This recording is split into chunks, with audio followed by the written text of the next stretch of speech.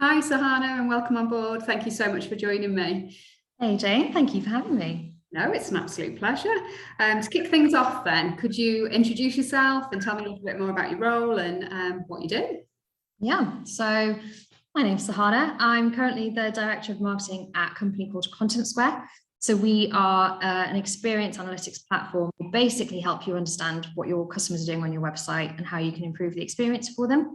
So my role is to spread the word about what we do and to market in the regions in the UK and Northern Europe, so Nordics and Netherlands. And yeah, my favorite part of the job is just I have the most amazing team. We're super creative. We really believe that we're a B2B company. We don't need to be B2B marketers. We don't need to put ourselves in a box and play it safe. So we're all about creating campaigns, really fun events, and yeah, just making marketing a bit more human and fun. Yeah, it's interesting that you say that actually, because being a digital marketing agency and having majority of our clients in the B2B sector, I think sometimes it's almost forgotten that you're still marketing. It's still a person that's making a decision at the other end. And it's definitely still a personality. You don't want to feel like you have to be boring just because it's business. Yeah, exactly. And yeah, you forget that you're targeting X brand, but you're still speaking to someone who's sat at their laptop at home, working from home with the same kind of, feelings and emotions that you have as you as well. So I always think you can connect to someone on a one-on-one basis. That's your way into the bigger brand or the company or the team. Your kind of target audience, if you like, do they tend to be the decision maker then? Are you almost equipping them with the information to go to a decision maker, or are you speaking to somebody who is an end decision maker then? Yeah, we cover kind of all spectrums of it. So some of the time we can go into someone who's very practitioner level that comes to us because we've got loads of experts in CRO or digital marketing or whatever it is. And we always share what our clients are doing to try and create this knowledge hub. So we attract a community of people that just want to learn with us and hear from what some of our clients are doing. And then we also then try and put out some really compelling content for some of the more decision makers that are actually trying to business changes and team changes, and we can show how we fit into that picture as well. So is it an education piece as well, or do you find that a lot of people are coming to you from a switch from somewhere else, or what's the Yeah, it's a bit of both. It's definitely maturing now. When I first started at Content Square, 5 years ago, and understand the space that we were in, we were having to explain why experience analytics was important and then saying, okay, and that's what we do.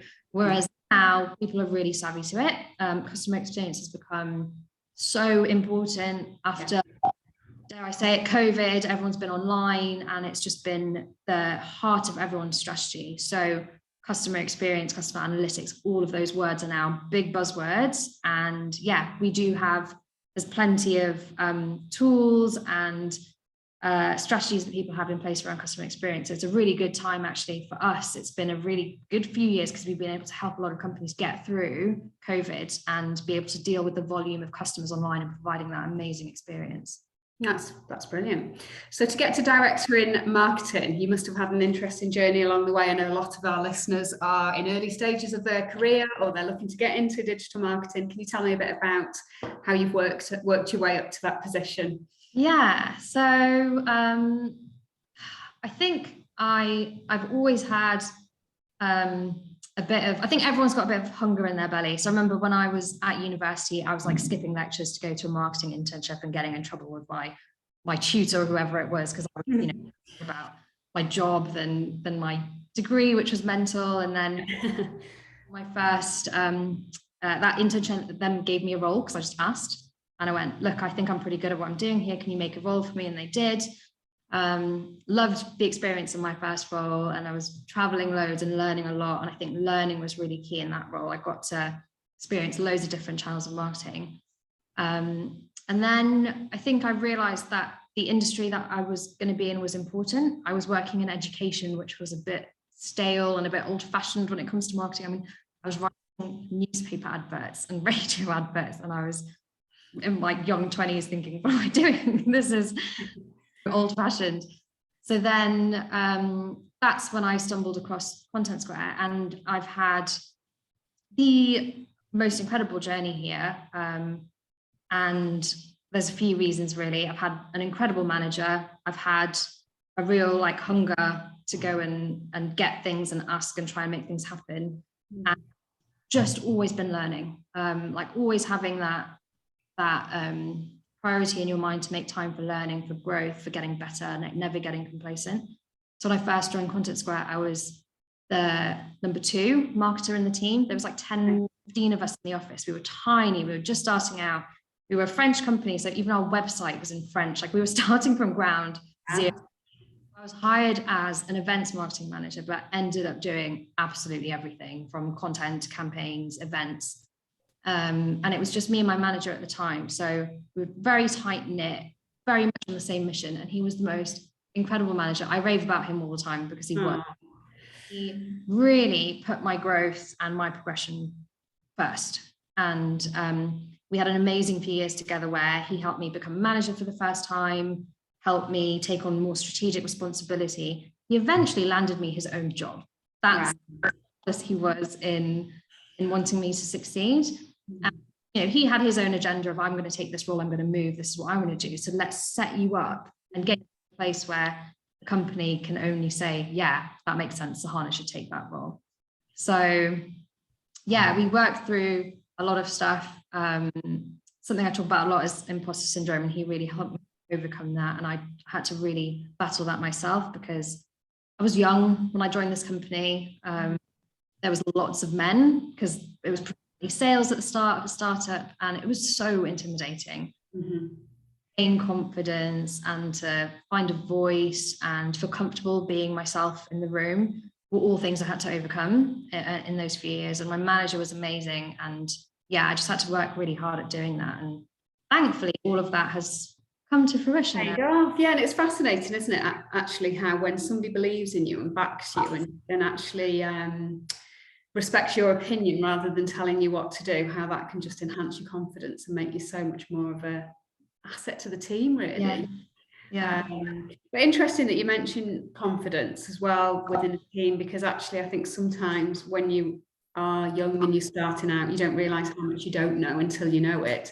But equally, I think that there's certain probably intimidation in a team that's been there a very long time, thinking, hang on, this person's come in, they're young, they're new, they've got ideas, and you don't know that when you're in that position yourself, but you probably created a little bit of intimidation to them as well, equally.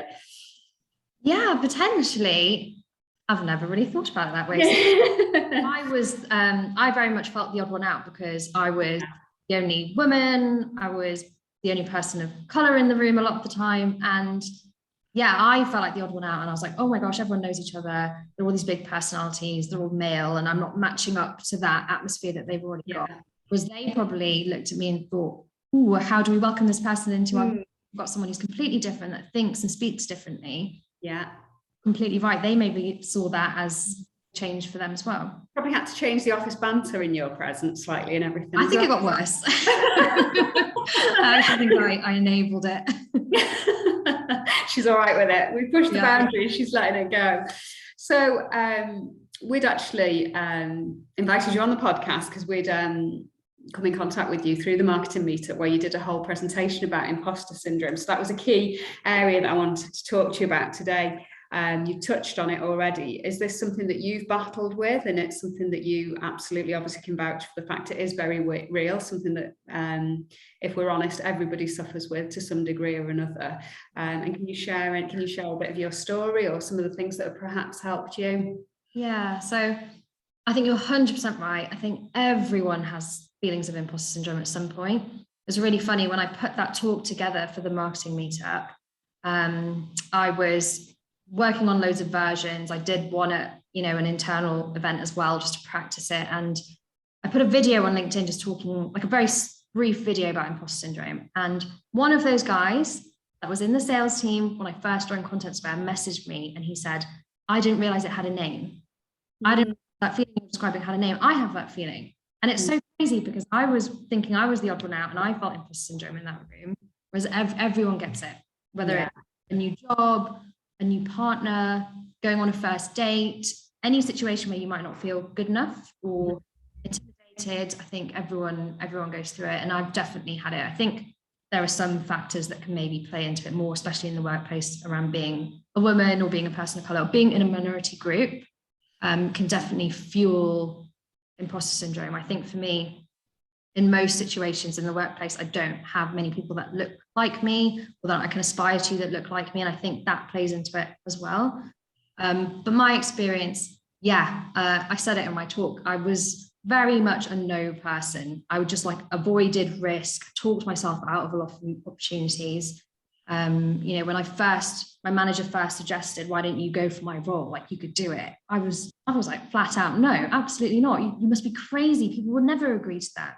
And I just talked myself out of it. And he's like, let's try. And I almost didn't want to try because I just didn't have the belief that I could do it. And I think a lot of people become no people because this voice in your head starts saying, no, you can't do that. No, you don't know what you're talking about. No, that person's completely misunderstood you and has, you know, got the wrong idea about how good you are at something. And my manager helped me realize that that's what I was doing. Notice the signs in me that, you're not really saying yes to many opportunities. You're not confident to try new things. You put off things, you procrastinate, and the signs were pretty clear. He took a very extreme approach with me where I was, I'm going to make you do things. I'm going to tell you that you're doing this, you're not going to have a choice, which worked. Very well, and it worked. So I ended up trying to come up with methods to make things easier for myself. So if he said, right, you're going to host our next event, you're going to do public speaking for the first time, normal Sahana would say, no, thank you, I'm out, find someone else. Whereas I started to try and come up with tactics to say, right, how can I say yes to this? What can I do to make this decision a bit easier? Can I ask him to do maybe one with him next time, and then I'll do one on my own? Can I ask him to do, you know, half an hour with me every week on public speaking? Can I ask him to actually book me onto a course of public speaking? Like, how can I build this confidence to then get to the point where I want to say yes? And a lot of it has been putting like real practices into place. You have to constantly overcome imposter syndrome, I think. It feels quite tiring. If you get some good habits in place, I think you can. Like, I still get imposter syndrome now. And I think everybody does. And I think sometimes it can change as well throughout the week. Even you might have a day where you think, I'm really just not feeling it today. I'm just it's not for me. Whereas actually it only takes a bit of a confidence boost or somebody to believe in you or a compliment or a series of events that perhaps knocks you.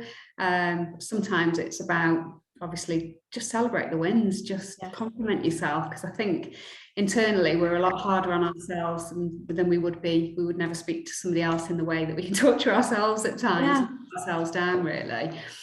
And I think, like you said, absolutely putting yourself out of your comfort zone. What's the worst that can happen? You're gonna, you know, if you've survived that, then it gives you that level of confidence to try something else. And just get the support around you. There's not really situations where you're being thrown in the deep end and there's no one there to help or to give you practice run with. I think we get scared to ask for help a lot of the time. We don't realize it's out there. Like you said, we get stuck in our own head. We talk to ourselves completely different to the way we speak to others. Something that you just said is actually a really maybe clever way of thinking about it is on those days where you have the bad days and you feel very confident and you're just not up for many things, don't make decisions on that day.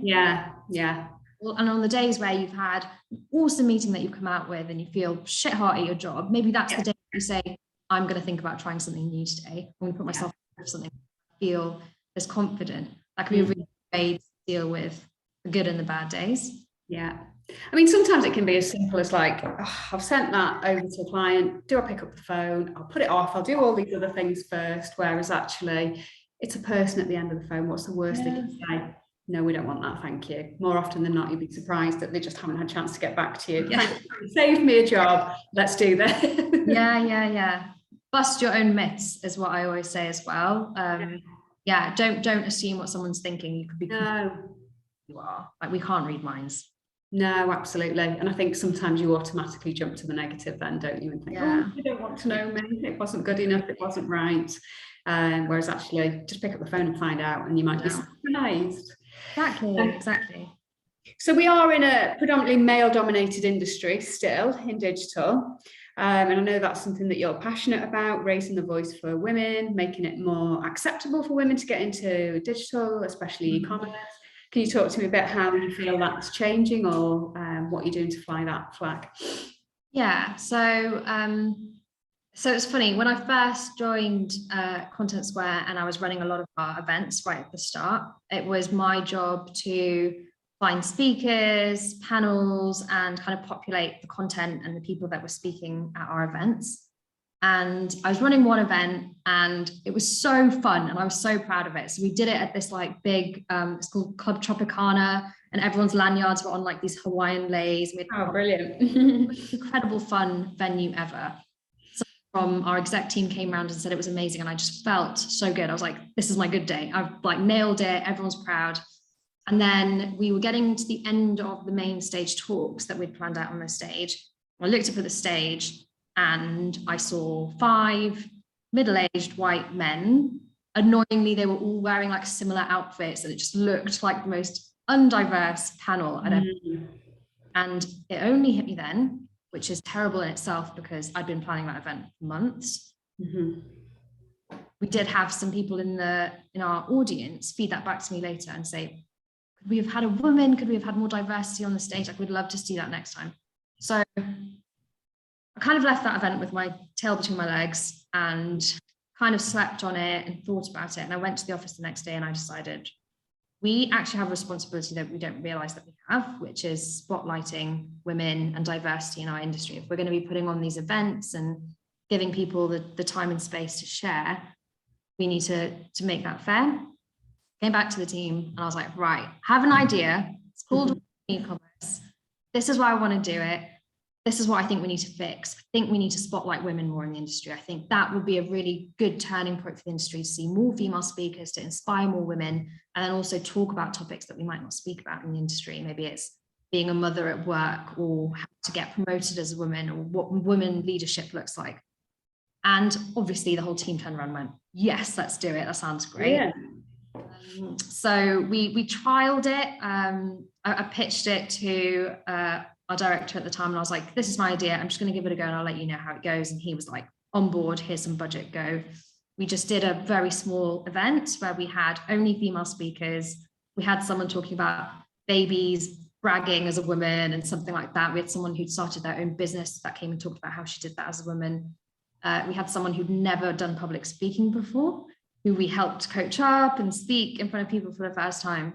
And it was incredible. It was like one of the best events I'd ever been to. The audience were amazing. We had 50% men and women in the audience, which I thought was incredible. And it's just grown from there. So I think now we have around 2,500 people in the community. We run loads of virtual and in-person events. And most of the time it's women speakers. We've had male speakers come and talk before. So we've had someone from HSBC come and talk about how he levels the playing field for women in his team. Brilliant. Someone from Adidas come and talk about how we can start rethinking about our websites and how we gender women and men sections on clothing websites, for example. We can be gender inclusive. We've just had all sorts of topics covered all sorts of ways by all sorts of people. And what's really nice is the feedback that we've been getting, the confidence that people seem to be getting from taking part in our events and hearing from other women, being inspired. And yeah, it's been really lovely and I can't wait to do more with it.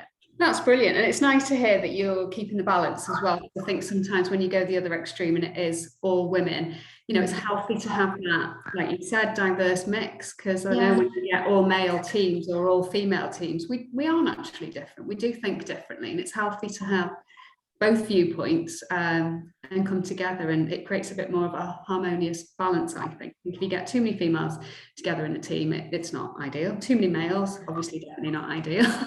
Yeah, and I also think it's not just our problem to solve. It's this problem to create equality between men and women. It's all of our problems, right? Yeah. Creating a bit of awareness. You know, I go to some of these events and I learn about things that I don't know about, and I'm a woman. So imagine what that could be like for males in the industry and for people that just don't have exposure to these types of things. So yeah, the feedback is really good, and I'm going to try and keep it inclusive of men the whole time and have men speak and men involved. And what can we all do collectively to make the industry better?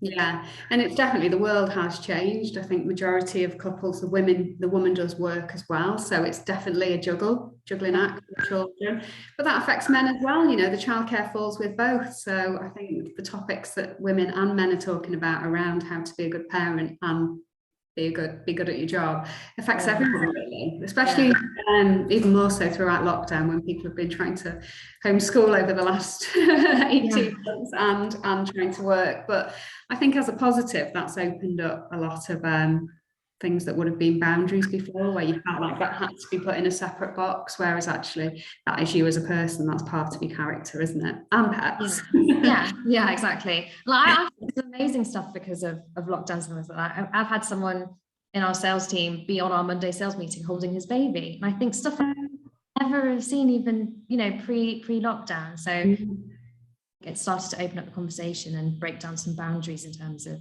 being a family and the roles that you both play in that. Yeah, I mean, I know as a female founder and owner of the business, having had 2 children myself, I've very much been conscious of trying to hide the fact, just even being pregnant, client meetings. Yeah, just feeling like I don't want people to think, oh, our focus isn't here as much now, and trying to get back into it very quickly. So there's definitely, I think a lot of that is a pressure that you put on yourself. But I think perhaps now that would be a bit different, because people know more about you as a person, and I think in some ways there's positives from that. They can celebrate with you and think, well, it's fine, we know you've got a team in place, we know we're going to be looked after, you don't need to hide. Fantastic. So what's the next event you're working on? So we're currently planning for 2022. What has been so lovely is we have so many people who've messaged saying, can I speak next year? I want to talk about this. Amazing. We need to just find a really constructive way to make sure we're being fair and representing everyone. So we want to have a quarterly theme, whether one quarter we're talking about leadership and focusing in on that theme and bringing leaders and inspiration around how. One might be around diversity and inclusion in the workplace, and we spend 3 months just talking about what we can do better, tips and tricks, how can we hire more fairly, and things like that. So everything's kind of TBC at the moment. I'm really hoping that we could go back to in-person events. Yeah, that'd be amazing. Yeah, just the feeling in the room, the buzz when you hear a really inspirational speaker. Absolutely. And you 100% get somebody's engagement then, don't you? It's not a case of I'll just switch my camera off and have a quick conversation in the office. You're there, you're engaged. It's a lot easier. It's in your diary, you absolutely go, don't you, rather than just half an hour slipped, I've missed that now. So I can't wait for events like that to come back. And I think it's great. I think as it's just as important to meet with your clients, your customers, your team, and actually get together. I think events, you can replicate it to an extent, but you can never compete with that, can you? No. Exactly. Fantastic. So it sounds like you've got absolutely loads going on. You've made a massive impact where you've had the opportunity to grow, and it's been an absolute pleasure to hear your journey and your thoughts and advice with us. Thank you so much for joining me and taking the time to speak to me today. Oh, amazing. No, it's been an absolute pleasure. Thank you for having me. Thank you. I'm going to stop recording.